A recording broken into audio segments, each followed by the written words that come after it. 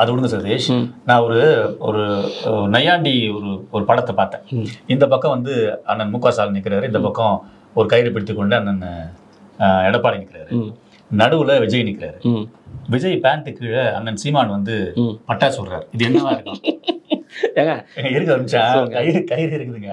அந்த கயிறுக்கு இந்த பக்கத்துல மு க ஸ்டாலின் நிக்கிறாரு, இந்த பக்கத்துல வந்து ஒரு கார்ட்டூன் பார்த்து எடப்பாடி நிக்கிறாரு. கார்ட்டூன் ஒண்ணு பார்த்து நடுவுல அண்ணன் விஜய் நிக்கிறாரு. விஜய் கீழே சீமான் என்ன பண்றாருன்னா ஒரு ராக்கெட் விடுறாரு.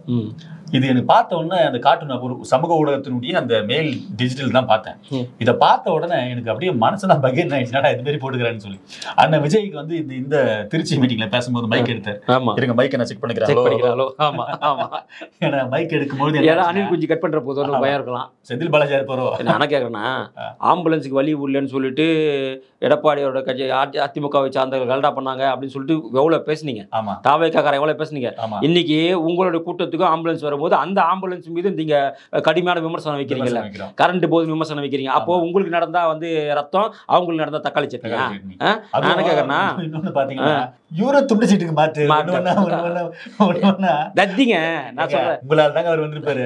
போன பேட்டியில 6 மணிக்கு மேல வர மாட்டாரு, 6 மணிக்கு மேல வர மாட்டாரு. இப்ப கூட 6 மணிக்கு மேல வண்டிக்குள்ள தான் உட்கார்ந்தாரு, மேல அங்க நின்று இருந்தாரு. நீங்க வேற வண்டிக்குள்ள என்ன பண்ணாரு யாருக்கு தெரியும். இப்ப பாத்துட்டீங்க அண்ணன் விஜய் 6 மணிக்கு மேல வந்துட்டாரு. ஆனா அவரு 1/4 மணி நேரம் தான் வந்து டைமே கேட்டுக்கிறாரு பேசுறதுக்கு.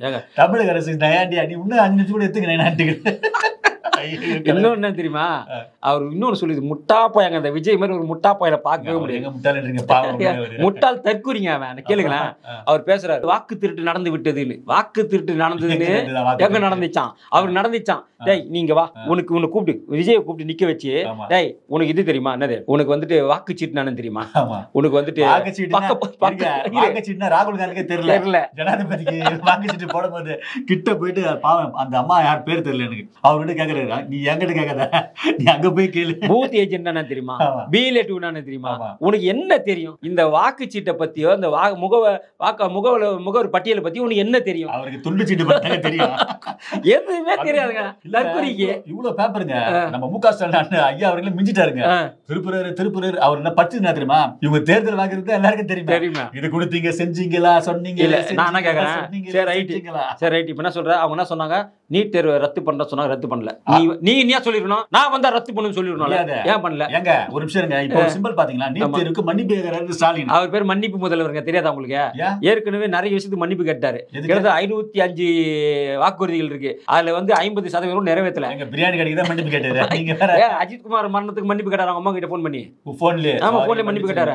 கள்ளச்சாராயத்துக்கு மன்னிப்பு கேட்டாரு. படத்துல மன்னிச்சு ஒரே மன்னிப்பு முதல்வர் ஆயிட்டார் நம்ம முதல்வர். சரி விடு. அப்புறம் இவர் மேல ஏறி ஒரே படிப்பா படிக்கிறாரு.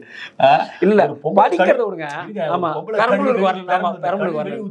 அது செருப்பு ஃபுல்லா செருப்புக்காரன்ற, ஒருத்தர் செருப்புக்காரன்ற, ஒருத்தர் செல்போனுக்காரன்ற பயப்படுறாங்க.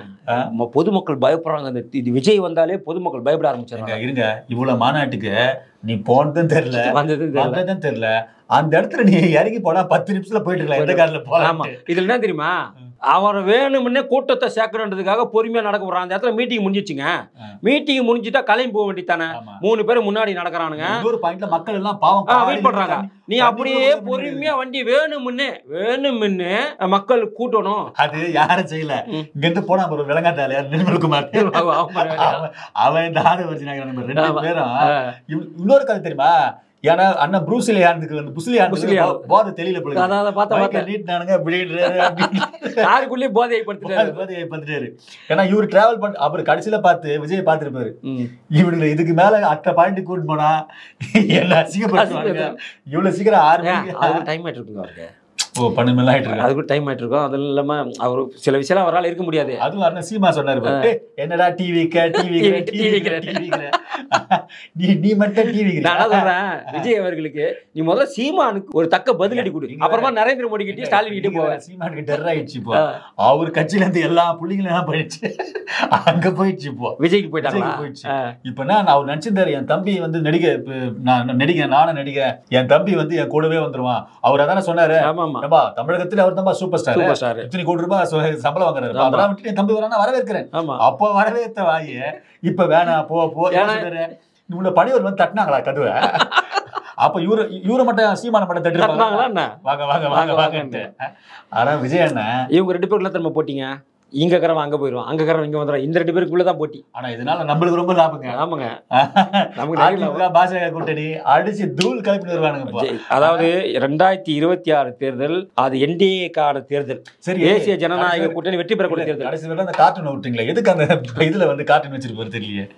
அது ஏதாச்சும் அந்த கார்ட்டூன் போட்டான் பாத்தீங்களா, அவன் யோசிச்சு இருப்பான். அப்படியா? ஆனா கொஞ்சம் அந்த கார்ட்டூனை கொஞ்சம் போட்டுருங்க, ஏன்னா மக்கள் கொஞ்சம் குழம்புவாங்க. அந்த கார்ட்டூன் நான் தரேன், கண்டிப்பா போட்டுருங்க. கண்டிப்பா போடுங்க.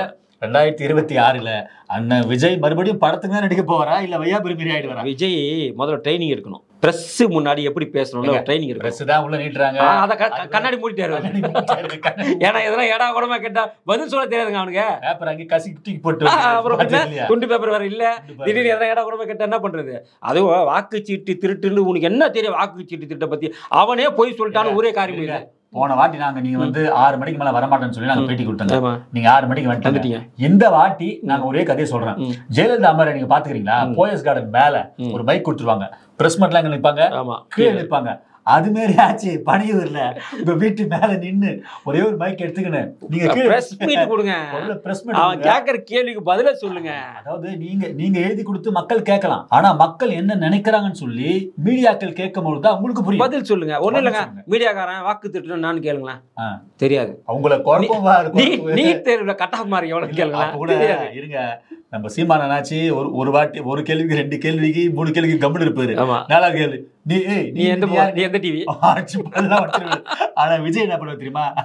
அட போயா, நான் உள்ள போயிட்டு லைட்டா போயிட்டு பாத்ரூம்ல அழுத்திட்டு வருவாரு. துல்லாத மனம் சொல்றீங்களே, டெய்லி அதாங்க புஷி ஆனது நினைச்சு பாத்ரூம்ல அழுத்திட்டு வர்றாங்க. ஐயோ, அதாங்க சந்திரசேகர் அப்பவே சொன்னாரு, இவன் கால் மேல கால் போட்டு பத்தினே இருப்பான், என் பையன் காரு ஹார்ன் அடிச்சவன எழுத தரையில போய் 10 போனான். அதை வந்து யாராவது போட்டோ எடுக்க சொல்லி அதை நைட்டு விஜய்க்கு அனுப்புவானா. நைட்டு 12 மணிக்கு கூட எப்படி தரையில தூங்குறாரு பாரு, அப்படி விஜய் பாகுபடுவாராம். அந்த மாதிரி நாடகம் நடிச்சுதான் இன்னைக்கு எங்க பையனை கட்டிட்டாங்க. நல்லா இருக்கிறீங்களா இல்லையோ, பாவம் அந்த லாட்டரி வித்த காசெல்லாம் வீசி கால விட்ட ஆளு எல்லாத்தையும் சூப்பரா டிவி எடுக்கிறான். நிர்மல் குமார் ஆனா சூப்பரா எடுக்கிறாரு. அவரு செம்மையா இன்னொரு போனார், பேர் மாட்டுட்டேன். யாரு? அதுவும் நம்ம ஐடி விங்ல ஒருத்தர் போனார் நினைக்கிறேன். ஆமா, வர்கீஸ் அவர் பேர், பர்சனல் பி அவரு. அவரும் சூப்பரா இருக்கிறாரு. கண்டிப்பா விஜய் அவர்கள் என்னன்னா அக்கா திரிஷாவோட கூட அந்த கீர்த்தி சுரேஷோட கூட ஜாலியா படத்துக்கிட்ட நடிச்சு அருமையா காலியா இருக்கிறாருங்க. நீங்க வேற கேரவானே காலியா எடுத்து பாத்தீங்களா? நீங்க தெரியுமா? ஏங்க ஜூம் பண்ணி தான் பாத்தேன் உள்ள. உங்களுக்கு தெரியுமா? எங்க அவருடைய சீக்வன்ஸ் ஃபுல்லா பெரம்பலூர்ல பாத்தீங்க, திருச்சியில பாத்துங்க. ஏங்க நீங்க என்னங்க, நீங்க வேற கேரவான்ல மட்டும் தான் ஆளை வச்சிருப்பாங்களா? என்னங்க பேசுறீங்க நீங்க? சரி, ஓகே விடுங்க. அண்ணன் விஜய் அவர்கள் உங்களுக்கு சீமான் தாங்க லாகி. நீங்க வந்து திமுக பத்தி பேசக்கூடாது, அதிமுக பத்தி பேசக்கூடாது. சீமான் கிட்ட பேசிட்டு அப்புறமா எங்க கிட்ட வீட்டுல இருக்கிற பருப்பு நேரம் பிரைம் மினிஸ்டர் தான் போவாரு. இந்த வடிவேல் சொல்றாரு, முதல்ல வீட்டுல இருக்கிற முதல்ல கூட்டு போறேன். முதல்ல உங்களுக்கு சீமானுக்குள்ள சண்டையை முடிச்சிட்டு அப்புறம் வாங்க. நன்றி, வணக்கம்.